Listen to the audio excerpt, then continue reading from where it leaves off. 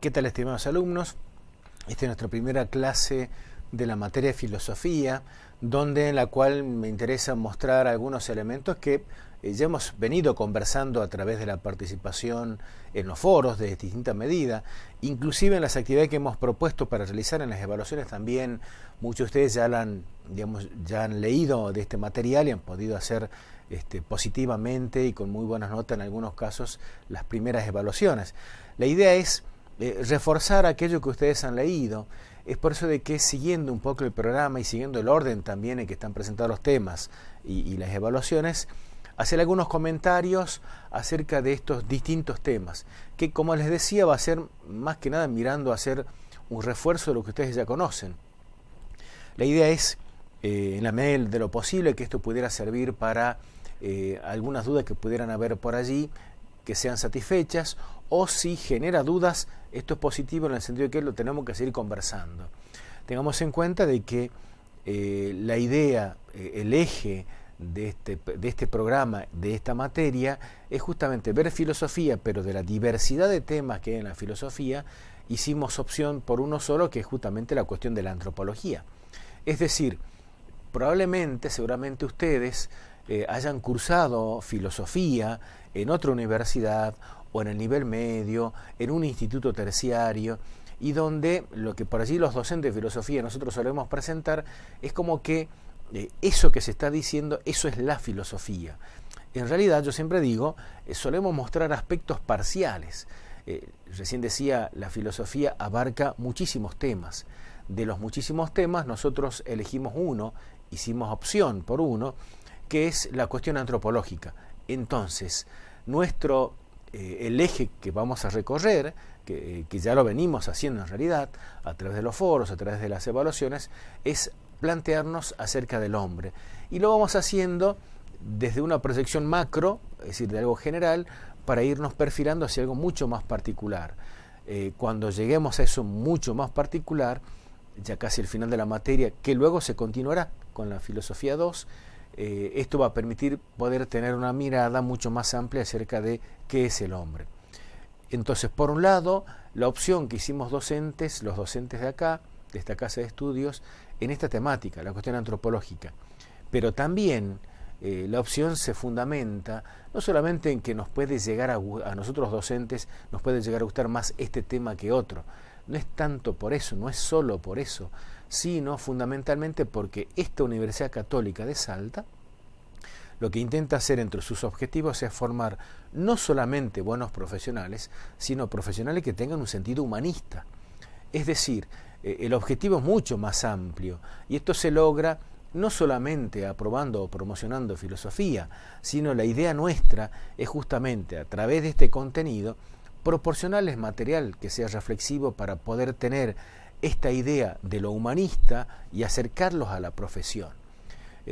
Toda institución educativa forma en cierta área del saber, ya sea, recién mencionaba, el nivel medio, un instituto terciario, cualquier universidad forma en un determinado área del saber. Esta Universidad Católica de Salta tiene entre sus objetivos, desde el momento de su fundación, un perfil humanista. Entonces, quienes estamos convencidos de eso es que queremos proporcionar elementos reflexivos para lograr, en alguna medida, contribuir a este perfil humanista. Es decir, que ustedes sean, en este caso, buenos abogados, o en otra carrera, buenos ingenieros, buenos arquitectos, o en cualquiera de las carreras que brinda esta universidad, pero con un profundo sentido humanista. Esto significa reflexionar acerca de lo que es el hombre. También estamos convencidos que esto no se logra solamente promocionando una materia. Lo que yo recién decía nos da elementos de reflexión. Es decir, nosotros les proponemos a ustedes elementos reflexivos, de tal manera que con el tiempo podamos madurar la idea y encontrarle un sentido a todo esto. Que mi profesión, o sea, la que va a tener cada uno de ustedes, tenga ese sentido humanista. Nosotros podemos observar cómo en el mundo, acá en la Argentina también, ha ido creciendo también, quizás no se lo dice expresamente, pero sí lo percibimos en las acciones, un sentido contrario, antihumanista, donde el gran olvidado es justamente la persona.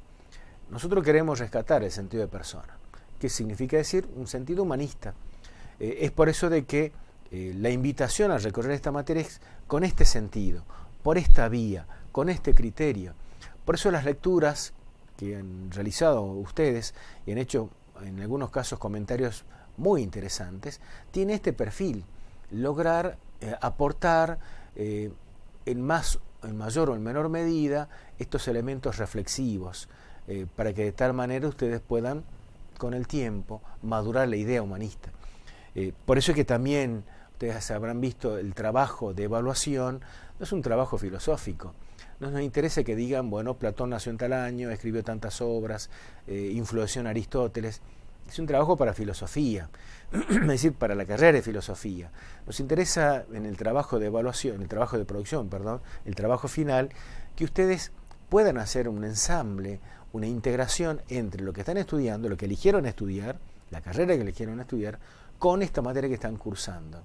Por eso les decía a algunos, a través de respuesta en el foro, a través de una respuesta por correo, tomen ustedes un tema de su carrera que les interese, cualquiera, pero pensando en su carrera. Bueno, ese tema luego lo vinculemos con algo de la filosofía, pero que el punto de partida sea elegir un tema de la carrera. Insisto, no un tema estrictamente filosófico, eso lo dejemos para la carrera de filosofía, no acerca de la influencia de Platón hacia Aristóteles y que es lo que decían los dos acerca del universo, por ejemplo. Eso sería un trabajo para filosofía, para la carrera de filosofía. La idea es, y la propuesta es, elijan ustedes un tema que les despierte inquietud, curiosidad, que les gusta, que siempre les gustó, pero que sea un tema de la carrera de ustedes. Y luego hacemos la integración con un tema de filosofía. Eso lo vamos a charlar más adelante. Les decía, la idea de recorrer, de hacer la presentación de la materia en el día de hoy es comenzar a repasar algunos temas, reforzar algunas ideas que ustedes ya tienen porque han hecho lectura. Y por otro lado también repasar seguramente lo que ustedes ya tienen desde afuera, desde una formación previa, en otra universidad, en otro ámbito. Si ustedes recuerdan, siguiendo un poco lo que dice el programa, yo les decía, vamos a ir desde lo general, es decir, desde el ámbito de lo macro, para ir precisando y perfilando más la idea desde algo mucho más reducido.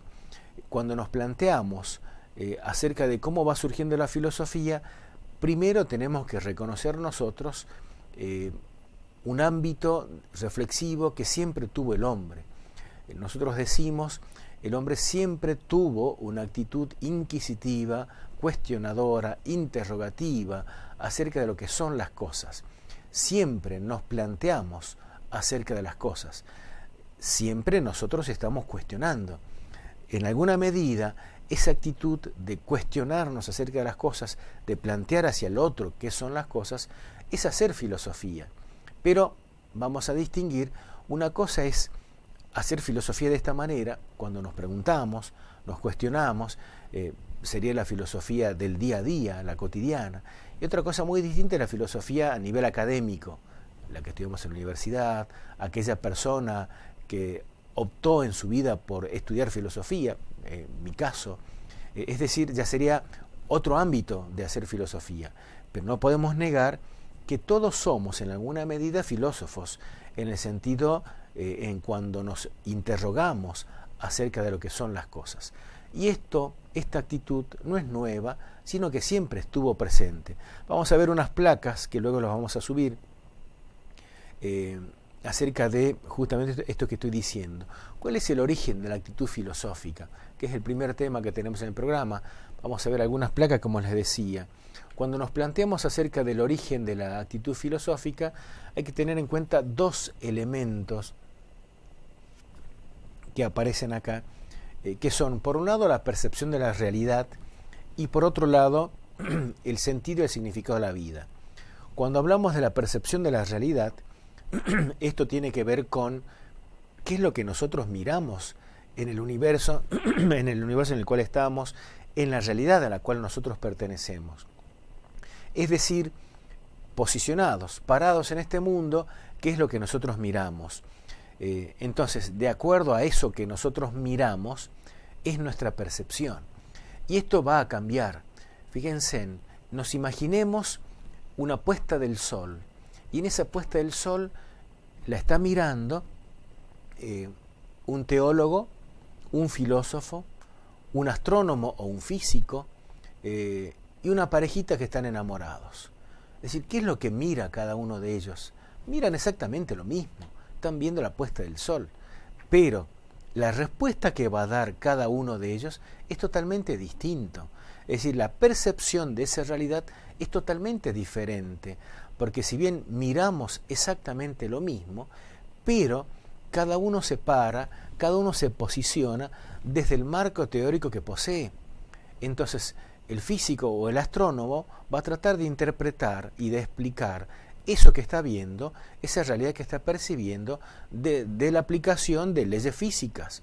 Lo único que está sucediendo acá es justamente que que la Tierra está parada, o mejor está circulando a tal distancia del Sol y lo que genera es un fenómeno físico, etc. Distinto a la explicación que va a dar el filósofo o el teólogo, o a la mirada comprensiva de esta parejita que les decía que se para frente a esta puesta del sol. Es decir, ¿cómo percibimos nosotros la realidad? Si bien la realidad es la misma, sin embargo, lo que nosotros podemos hacer es totalmente distinto. También, esos planteos nos van a llevar a lo que llamamos una actitud filosófica.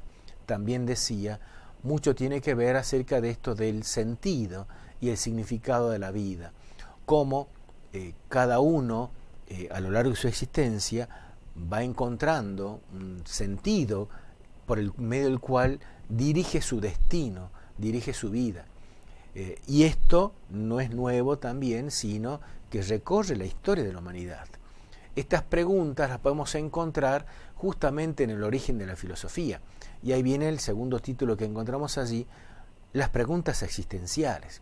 Esta percepción de la realidad, este plantearnos acerca del sentido de la vida, del significado de la vida, nos lleva a preguntarnos esto que llamamos nosotros preguntas existenciales. ¿De dónde vengo? ¿Quién soy? ¿A dónde voy? ¿Cuál es el sentido que tiene la vida? Este conjunto de preguntas que podemos como globalizarlas en tres grandes temas, el hombre, el mundo, Dios. Estas preguntas que son, recién habíamos puesto algunas, ¿quién soy? ¿De dónde vengo? ¿Existe Dios? ¿Cómo es Dios? El universo, ¿cómo es el universo? ¿Es cierto que el universo se mueve? ¿Cuál es la constitución íntima del universo? Son preguntas que llamamos, y leemos allí en la primera línea, preguntas eternamente vigentes. ¿Qué significa este concepto de eternamente vigentes? Cuando hablamos de vigentes significa decir, hoy nosotros nos estamos planteando eso, pero al decir eternamente estoy diciendo, desde que el hombre es hombre, desde que comenzó a plantearse todo esto, siempre estuvieron estas preguntas. La pregunta de quién soy, hacia dónde voy, también se la plantearon los filósofos de hace 2500 años, y yendo más atrás todavía, como recién decía, desde que el hombre es hombre. La existencia de Dios o de los dioses en la antigüedad. ¿Quién o qué es Dios? Es una pregunta que nos hacemos hoy, pero también se la hacía la gente en la antigüedad. Es por eso que llamamos eternamente vigentes. Siempre estuvieron presentes. Ahora bien, todo esto, estas preguntas, el hombre intentó resolverlas de distinta manera. Leo lo que está en el segundo punto. Todas las civilizaciones muestran el intento variado que realizaron por buscar, comprender y dar respuesta a lo que está más allá de lo meramente físico o natural. Es decir, de pronto, en esta percepción de la realidad, cuando van surgiendo estas preguntas, una primera manera de responder, lo vamos a ver más adelante, es a través de lo que se llamó el conocimiento o el saber mítico. Es decir, esto que sucede acá, tratamos de buscar una explicación. Es decir, nos cuestionamos, nos preguntamos, pero también intentamos dar una respuesta. Pero, surgida esta inquietud en función de la percepción de la realidad, el tema era cómo responder satisfactoriamente a estas cuestiones, teniendo como base la percepción de la realidad. Recién les decía, un primer intento de respuesta fue a través del saber mítico, del conocimiento mítico, pero no es la única forma de responder. Con el tiempo se va a intentar dejar de lado esta forma de responder, que va a ser a través del mito. Por eso leemos allí en pantalla, se trata de dejar de lado las fuerzas mágicas míticas e incluso religiosas, porque lo que va a hacer la filosofía es justamente separarse, dejar de lado, superar estas maneras de hacer filosofía y de hacer ciencia. Es por eso de que con el tiempo este intento de irse separando es lo que se va a llamar filosofía. Entonces, lo que nosotros hoy llamamos filosofía surgió, digamos, técnicamente en el siglo VI a.C. Pero cuando surge esto, el primer filósofo llamado Tales, que era de la ciudad de Mileto, que estaba dentro del Imperio griego, no le pone este nombre. Él comienza a plantearse de esta manera y a partir de ahí comenzó un grupo de gente, cada vez que se fue haciendo más numeroso, de intentar buscar una manera distinta de dar respuestas a estas preguntas eternamente vigentes, dejando de lado el conocimiento mítico, dejando de lado lo que era el saber vulgar, dejando de lado lo que era el saber religioso, es decir, manteniéndose en un plano puramente racional. Es por eso de que subrayo esto, lo que tenemos acá en pantalla, esta nueva forma de ver las cosas de manera racional, es decir, subrayo este concepto de manera racional, con el tiempo se llamó filosofía. Recién decía, Tales, cuando comienza a hacer esto, esta investigación de manera racional, no le puso el nombre de filosofía. La palabra filosofía se va a inventar 2 siglos después, 200 años después de que surgió la filosofía. Es decir, con Tales se origina la filosofía. 200 años después, otro pensador llamado Pitágoras es quien inventa el nombre de filosofía, pero que tiene esta característica de ser una manera, digamos, concreta de ser filosofía. Leemos acá en pantalla, es decir, algunos datos técnicos, diríamos nosotros. ¿Dónde surge la filosofía? Es decir, en alguna medida, una ficha técnica. Lugar de nacimiento, Grecia. Pero dentro de Grecia, la colonia de Mileto. ¿Qué diferencia hay entre decir, bueno, surgió una colonia y surgió una ciudad? En el momento en que estamos hablando, Grecia o el Imperio griego estaba pasando por un buen momento, en el sentido de buen momento de que la economía era sustentable, las instituciones políticas estaban consolidadas, desde el punto de vista de la cultura presentaba un avance muy importante. Es por eso de que desde el punto de vista de las instituciones políticas, económicas, culturales, Grecia estaba consolidada. Esto le permitía tener un imperio consolidado, pero también tener colonias. Ustedes saben de que un Estado que tiene colonias significa decir lo que nosotros hoy llamamos estados satélites. Dependen, en este caso, del lugar madre, del lugar de origen. En este momento que estamos hablando, el Imperio griego tenía 70 colonias, lo cual no es un dato menor. Todo lo contrario, muestra la consolidación institucional de Grecia. Una de las 70 colonias era Mileto. Y en Mileto, en el siglo VI, surge una persona que tenía como nombre Tales, que es con quien se origina esta nueva forma de saber que con el tiempo se llamó filosofía. Entonces, como recién les decía, datos biográficos o ficha técnica de la filosofía. ¿Con quién surge? Con Tales. ¿Dónde? En Mileto. Y Mileto pertenecía al Imperio griego. ¿En qué época? ¿En qué fecha? Siglo VI. Algunos precisan más, año 585 a.C. Redondeamos, decimos siglo VI. Por eso es que algunos dicen, con Tales de Mileto surgió la filosofía, lo cual es cierto. Y aprovecho para decir Tales de Mileto porque en realidad cuando nosotros hablamos de Tales de Mileto, no hay que pensar, y acá viene el error, porque algunos ponían, con Mileto surgió la filosofía, o Mileto inventó, desarrolló la filosofía. Hacemos la aclaración, Mileto como persona nunca existió. Lo que existió fue la ciudad llamada Mileto. Tengamos en cuenta de que en ese momento y siglos posteriores el apellido no existía, no estaba inventado.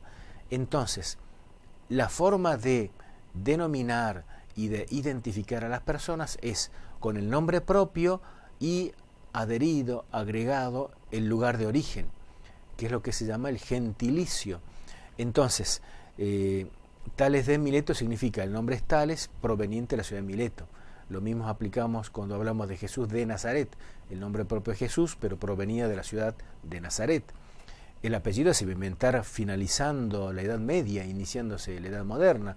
Por eso va a pasar mucho tiempo hasta que podamos encontrar, digamos, ya los nombres y los apellidos como nosotros hoy lo conocemos. Seguimos viendo en la placa. Les decía, cuando surge la filosofía, no es que recién ahora el hombre comienza a plantearse las cosas, recién ahora el hombre comienza a intentar saber lo que son las cosas. No. Antes de que surgiera la filosofía, nosotros ya teníamos, la humanidad ya tenía otra forma de saber, que es el saber mítico. Por eso es que leemos acá, al saber mítico, como forma de respuesta ya existente, se agrega el saber filosófico. Es decir, el saber filosófico es una nueva manera, se agrega a lo que ya existía, pero es una nueva manera, donde hace rato yo remarcaba, y ahora también de nuevo, el eje, lo central de lo filosófico es la manera racional. Entonces, el mito ya existía, ahora tenemos otra manera que es el modo o manera racional de comprender lo que son las cosas. Por eso es que no es que recién ahora comience el hombre a intentar averiguar las cosas, sino de que sobre lo que ya existía nosotros vamos a tener otra manera nueva. Entonces, ¿cuáles son las formas de saber? El primero, el básico, el elemental, y diríamos, y el que no desapareció, es el vulgar. Sobre esa base se van a edificar los dos siguientes, el mítico y también el científico filosófico. Veamos algunas líneas muy cortas de cada uno de ellos. Cuando hablamos del saber vulgar, el saber vulgar o el modo de conocimiento vulgar o el modo de saber vulgar tiene entre sus elementos componentes que se basa en la actividad sensorial, es decir, en el conocimiento sensible, a través de los sentidos externos, vista, oído, gusto, tacto, olfato, es decir, es lo que nosotros conocemos en primera instancia. El dato que nosotros recogemos simplemente es enunciativo, es decir, nos dice, nos enuncia lo que son las cosas, pero no nos explica ni justifica lo que son las cosas. Es mostrativo, por eso decía es enunciativo, muestra, dice lo que es la cosa. Hoy al iniciar la jornada podemos estar saliendo de casa, abrimos la puerta, miramos el cielo y vemos de que las nubes están, digamos, voluminosas, un gris tirando oscuro y decimos va a llover. Es decir, nuestra percepción sensorial, porque estamos viendo, nos permite enunciar esta expresión, va a llover. Bueno, y cada uno va a realizar la acción en consecuencia. Vuelvo de nuevo, busco un paraguas. Pero ese es el saber vulgar, nos da un primer dato. Sobre esa base se construye el saber mítico, donde ya no se basa en una simple actividad sensorial, sino que también va y realiza una actividad suprarracional. Esta palabra supra, así sola, significa lo que está más allá. En este caso, al ser suprarracional, lo que está más allá de la razón. Es por eso que el mito, cuando se construye, va más allá de lo que dice la razón. Y en esa construcción intenta explicar lo que son las cosas, demostrar lo que son las cosas. Es por eso que el mito, cuando se elabora en las distintas culturas, cuando se va construyendo el mito, intenta justamente eso, explicar el origen del universo, explicar la presencia de los dioses, explicar el origen del hombre, pero teniendo en cuenta esto que recién decía. En esta explicación se eleva por sobre la razón natural y va a explicar lo que son las cosas, pero sin tener en muchos, diría más bien en casi la totalidad de los casos, una demostración fehaciente, experimental, empírica de esas afirmaciones. Por ejemplo, acá va a surgir muchas explicaciones míticas en el sentido de decir, bueno, ¿cómo es el universo? Y el hombre intenta explicar de acuerdo a lo que él ve, de acuerdo a su percepción de la realidad. Entonces las explicaciones como que el universo, el mundo conocido, es un disco aplanado que flota sobre el agua y en alguna medida cuando haciendo justamente observaciones Ustedes habrán visto de que si nosotros tenemos un vaso de agua y ponemos algo, por ejemplo una moneda, la moneda va a tender a hundirse justamente por el peso, porque los objetos materiales son más pesados que el agua. Si nosotros agregamos un grano de tierra puede desarmarse o hundirse. Esto que yo estoy diciendo que sucede empíricamente, seguramente lo habrán observado los antiguos y se habrán preguntado entonces, ¿cómo se sostiene la tierra si todo lo que nos rodea es agua? Y acá vienen algunas explicaciones, algunos dicen fantasiosas, míticas, de que la tierra, que es un disco aplanado, está sustentado sobre el lomo de un elefante marino gigante, sobre el lomo de una tortuga gigante marina. Ahora, la pregunta siguiente es, pero ¿alguien vio que realmente abajo de la tierra existen estos seres mitológicos? Una gran tortuga marina o un elefante marino gigante. ¿Alguien vio eso? Es decir, ¿alguien lo comprobó para demostrar fehacientemente que esto es así? No, nunca lo hicieron. Pero sin embargo este supuesto, digamos que no es comprobable, lo sostenían con un valor de verdad que no era discutible. Es por eso que dentro del saber mítico hay explicaciones que van más allá de la razón. Ese es el concepto de lo suprarracional. O también en esta idea de lo suprarracional algunos elementos religiosos. Hay muchos mitos, en especial los mitos del centro europeos y por supuesto de la era precristiana, en la cual estos mitos terminan con algunas expresiones más o menos así que dicen, bueno, todo esto sucedió porque los dioses así lo quisieron. Es decir, un argumento religioso. Acá tenemos que tener en cuenta que en aquel momento el hombre de la antigüedad es sumamente creyente y muy respetuoso de la religiosidad, muy respetuoso de los dioses.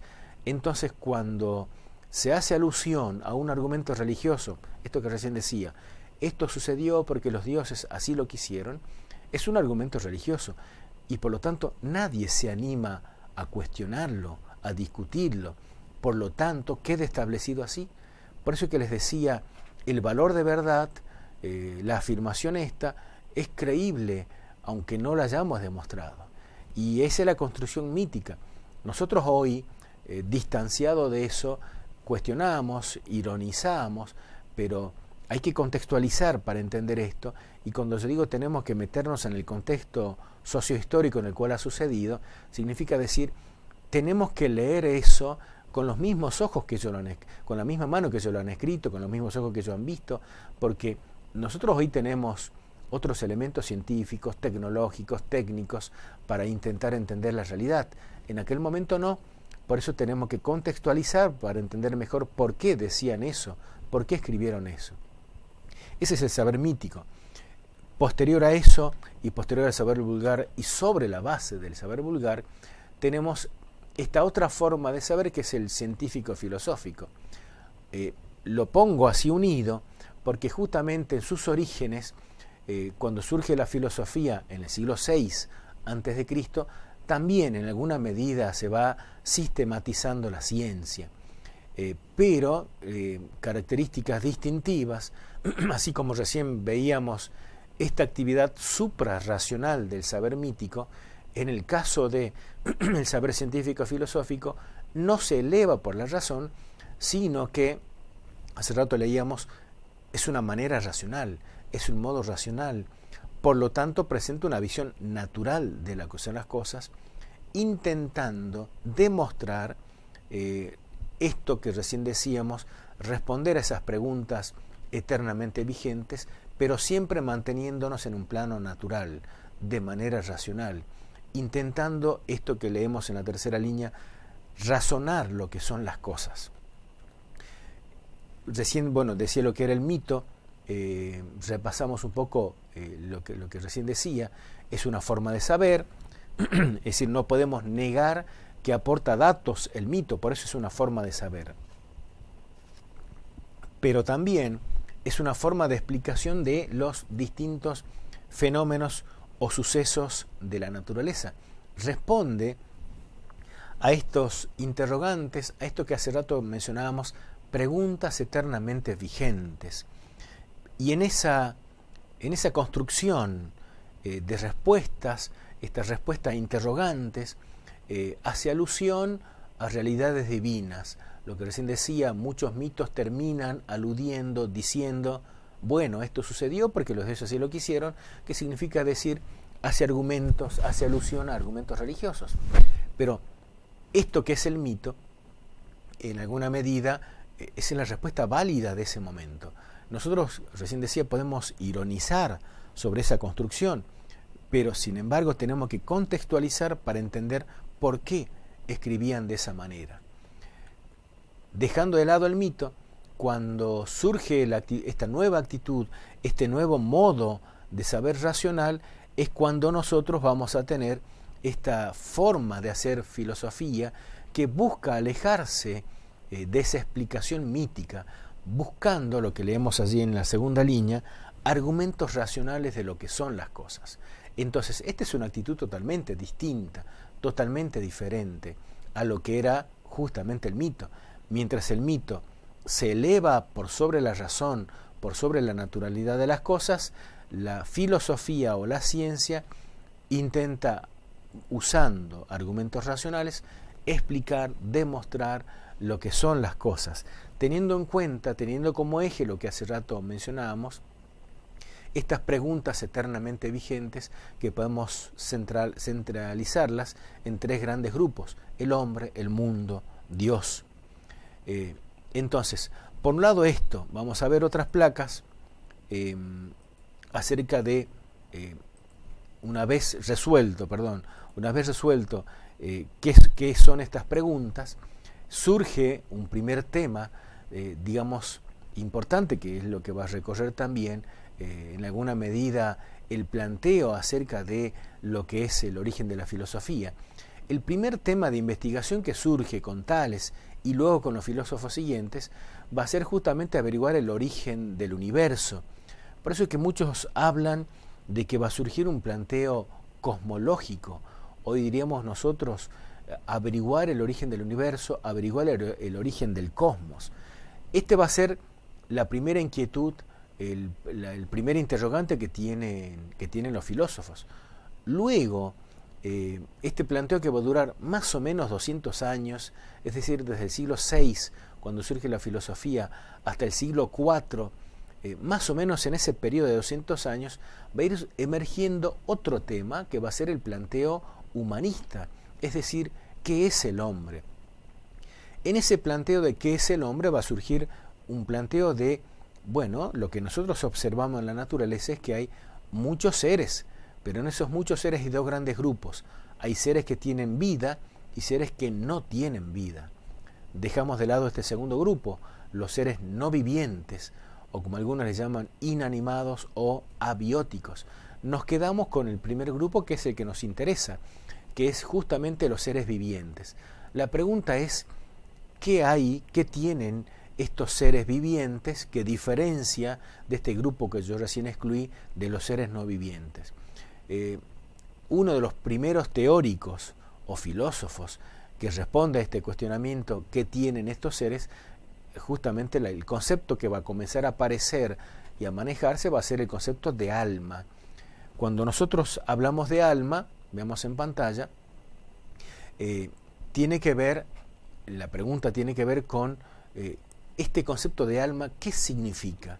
¿Qué es el alma? ¿El alma está presente realmente en todos los vivientes? En esta relación, si ustedes se fijan en el título, alma y vida, ¿cuál es la dependiente? Es decir, ¿cuál depende de cuál?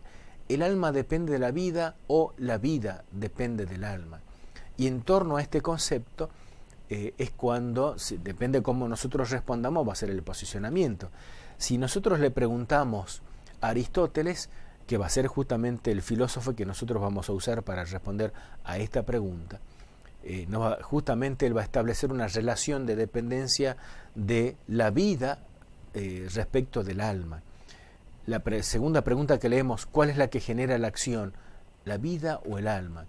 En el caso de, recién les decía, Aristóteles, para Aristóteles, el alma cumple una función que es estrictamente biológica. Entonces, el concepto eje que nosotros tenemos que manejar es que el alma tiene una función biológica. El alma cumple una función vital, que es justamente dar vida. Por lo tanto, a la pregunta inicial que recién leíamos, cuál depende de cuál, nosotros tenemos que decir, la vida depende del alma. El primer concepto es el alma, luego surge la vida. La función es la de generar un movimiento intrínseco a los seres. Cuando leemos esto, movimiento intrínseco, el concepto de movimiento no hay que pensarlo solamente en movimiento físico, es decir, yo mientras estoy hablando muevo las manos, luego me levanto de acá y me voy a otra sala, a otra aula, a otro lugar, me he movido. Ustedes para venir y ver esto se han movilizado desde un lugar a otro. Eso es un movimiento físico, externo. Acá estamos hablando de un movimiento intrínseco, es decir, voy a usar una palabra que no es técnica y que no representa totalmente este concepto intrínseco, diríamos un movimiento interior. Aristóteles hace uso de este concepto de movimiento, que significa decir cómo un ser genera a otro ser, cómo un ser es causa de otro ser. Este concepto de ser causa de otro es justamente lo que Aristóteles llama movimiento. Pero el movimiento fundamental en todos los seres lo genera la presencia del alma. El alma genera vida. Por eso es que seguimos leyendo acá en la placa, en pantalla, este movimiento intrínseco, que se trata de que el alma ha generado la vida y por lo tanto la relación de dependencia es la vida dependiente del alma. Es decir, si no hay alma, si no hay alma, no podemos hablar de vida.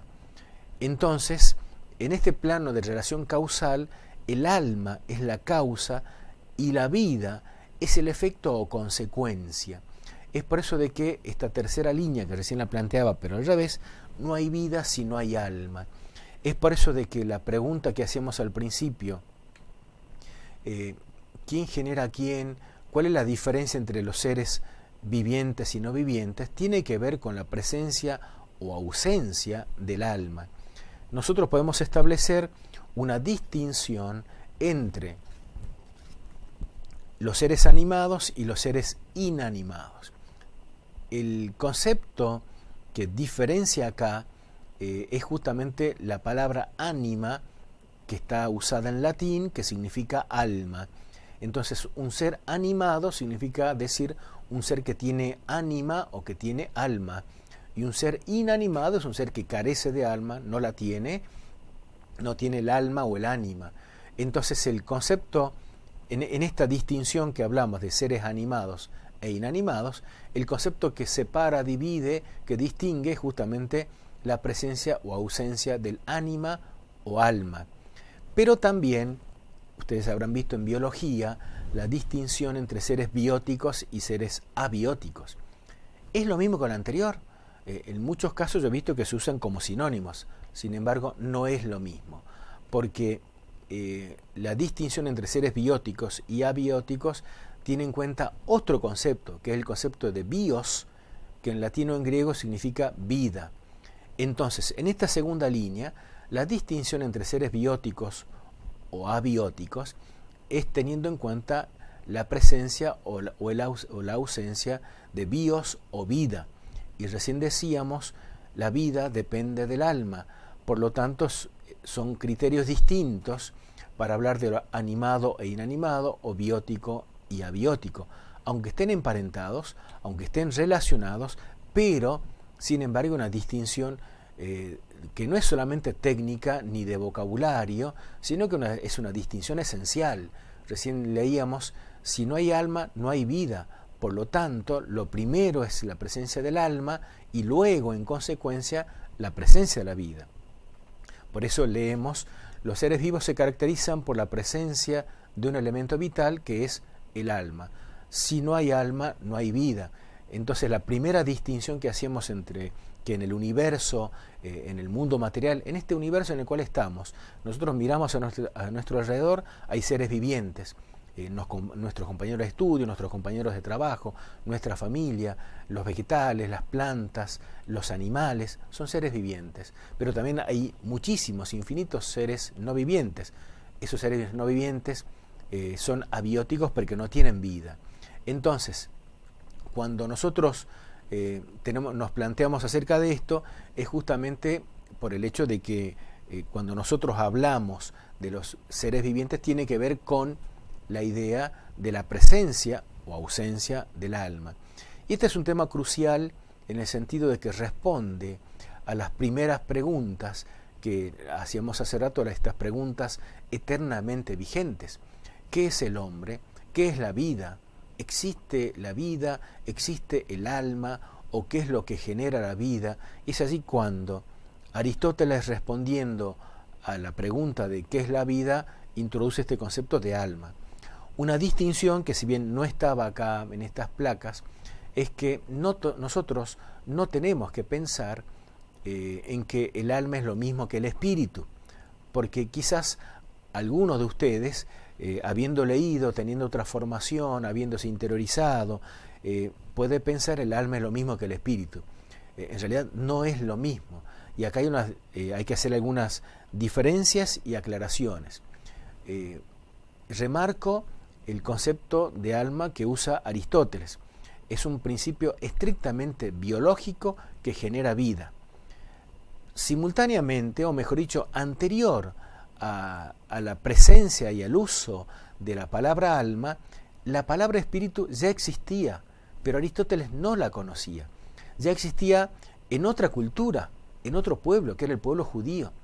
El pueblo judío, de existencia anterior a los griegos, tiene y hace uso de la palabra espíritu y la posee por revelación.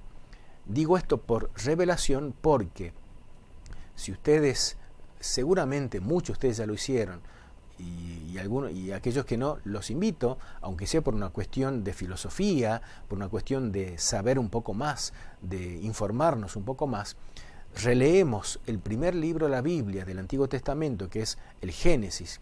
En los primeros capítulos, cuando se menciona la creación del hombre, las dos creaciones del hombre, allí hay una expresión que usa el autor sagrado, es decir, el que escribió esos primeros libros, y tiene, depende de las traducciones que nosotros manejemos, que consultemos o que leamos, y la expresión es: Dios insufló al hombre un espíritu, un hálito, dicen algunas traducciones, un hálito vital.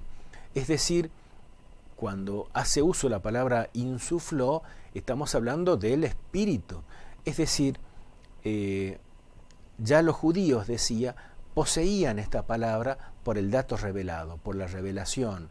Y la revelación, lo van a ver después en el año que viene en teología, es justamente cómo Dios habla al hombre para, entre comillas, dictarle, digamos, lo que van a ser los textos sagrados. Entonces, vuelvo a esta idea, mientras los judíos ya poseían y usaban el concepto de espíritu, entendiendo que el espíritu viene a ser aquello que Dios nos transmitió y por lo cual nosotros los hombres nos asemejamos a Dios desde este punto de vista, del lado espiritual. Por otro lado, y tiempo después, Aristóteles comenzará a usar el concepto de alma, pero solamente limitado, restringido a funciones biológicas, punto. Es decir, son dos conceptos totalmente distintos. Luego, en la era cristiana, siglo I después de Cristo, cuando la tradición greco-romana se cruce, se vincule con la tradición judeo-cristiana, en este entrecruzamiento, en este contacto intercultural, yo decía de estas dos grandes tradiciones, la greco-romana y la judeo-cristiana, en este intercambio cultural van a haber muchos conceptos que la filosofía que viene desde los griegos va a adoptar. Entre esos conceptos que va a adoptar va a estar el concepto de espíritu. Entonces, luego, los autores de la Edad Media, desde el siglo IV, V, después de Cristo, por ejemplo, San Agustín, Santo Tomás, van a hacer uso de la palabra alma espiritual. En especial en especial Santo Tomás, cuando él hable de la constitución del hombre y hable sobre su alma espiritual, el alma lo trae desde Aristóteles y lo espiritual lo trae desde la tradición judeo-cristiana. Y a partir de ahí nosotros vamos a manejar este concepto de que el hombre en su constitución interna intrínseca, decíamos hace rato, ontológica, sería el concepto filosófico, tiene o posee cuerpo y alma espiritual. Y ahí ya nos apoyamos en Aristóteles, pero también nos alejamos de Aristóteles. Es decir, que en alguna medida compartimos esta idea biológica de Aristóteles, el concepto de alma, pero que se completa y se amplía mucho más con el concepto de espíritu. Y a partir de ahí, con esta idea de que el hombre posee un cuerpo y un alma espiritual, es que se va delineando, perfeccionando mejor otro concepto que simplemente lo menciono y quedará, para otra clase, para otra transmisión de clase satelital, que es el concepto de persona. Y digo concepto en sentido genérico, porque luego este concepto de persona va a ser usado en la filosofía y luego en las ciencias modernas como la sociología, la educación, la psicología, como persona humana, y la teología lo va a tomar como persona divina, pero simplemente lo enuncio acá. Entonces, tengamos en cuenta el punto de partida de la clase de hoy, cómo frente a lo mismo que nosotros observamos, nuestra percepción puede ser totalmente distinta. Y a partir de ahí, de acuerdo a la percepción, hemos ido conociendo más y construyendo lo que es una determinada forma de saber, que es el saber filosófico, en la cual está vinculada al saber científico, que es una comprensión de manera racional de lo que es la realidad. Y con este posicionamiento nos vamos alejándonos de lo que es el saber mítico, que ya existía. Pero también teniendo en cuenta de que el hecho de irnos alejando del mito no significa decir y el mito desapareció totalmente. Si nosotros repasamos nuestras culturas locales en la Argentina, cada uno desde donde está, desde el lugar donde está, de la ciudad a la cual pertenece, si observamos el mundo, las distintas culturas, no solamente las americanas, sino las asiáticas, las europeas, las africanas, el mito sigue existiendo. Lo que quizás cambió es lo que hace rato yo decía, el valor de verdad. Nosotros podemos sostener y comentar expresiones míticas, pero quizás no creemos en eso porque nuestra percepción de la realidad es totalmente diferente hoy. Sin embargo, no significa decir que desapareció la expresión mítica. Quizás hasta la comentamos por una cuestión folclórica, pero no creemos en eso porque tenemos otras maneras, otras formas de responder basadas ya en la filosofía, en la ciencia, en la tecnología, en la propia religión. Con esto voy cerrando la clase de hoy, el tiempo se nos ha acabado, y todo lo que genere dudas, porque a partir de esto es posible que hayamos consolidado lo que ya sabíamos o haya despertado dudas, como decía al principio de la clase.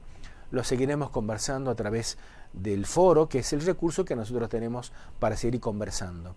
Bueno, a todos los que han estado presentes en la clase de hoy, a todos los que están mirando esta clase, les deseo que tengan un buen día, una buena jornada y será hasta nuestro próximo encuentro.